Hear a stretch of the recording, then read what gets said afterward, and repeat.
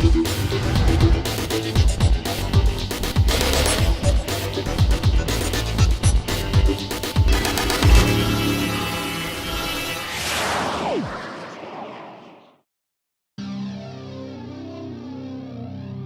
prior experience with Z-Man has been, I tell you that the first time I used their products was in saltwater.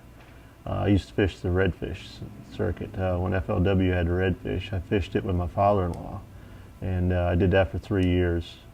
And I'd fished Redfish before that as well. And that little swimmer minnow, that little 3-inch minnow, that thing, I caught so many redfish. I mean, it'd catch anything. It'd catch trout, it'd catch snook, and it'd catch redfish. And I mean, you could do anything with it. I'd put a safety pin spinner on it, make it a spinner bait out of it, or just fish it on its own with a jig head. It was just such a versatile bait, and I'd had so much success there that, of course, my first thing was, let's try it on some bass, and it had the same results. I mean, it worked great. It was one of my favorite schooling baits. Like, you just put it on a jig head, open hook, cast it into some schooling fish, and just reel it back. It's so simple to work. I mean, most of the time it's all about top waters, walking the dog, and something like that. But on this thing here, cast a long ways. You know, you can put as heavy as a head in it as you want, cast a long ways.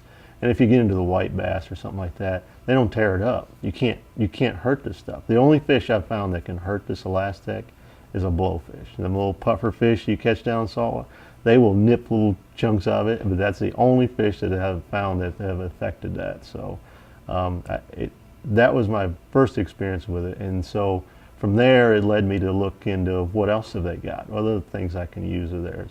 And so now, you know, the frog there is always cool. And then when they came up with the chatterbait, when Z-Man when I first heard about the chatterbait, you know, that was the deal. I mean, you got to have a chatterbait. I was like, what is a chatterbait? And once I seen one, I was like, I don't see how it doesn't just stay hung up all the time. But, you know, even without a weed guard on it, it's an open hook design that comes right through the grass. It's pretty amazing. But, you know, when you think about it, we've been fishing rattle traps through grass for a lot of years, and there's no weed guards on those things. You just rip it and it comes right up through. And same results with the chatterbait. It just comes right through, and it's just a dynamite bait. It catches them suspended fish around docks. It's perfect for that.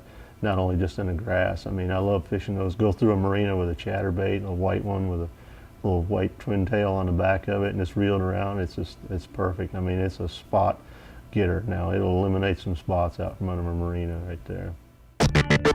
Z-Man, the science and art of fishing.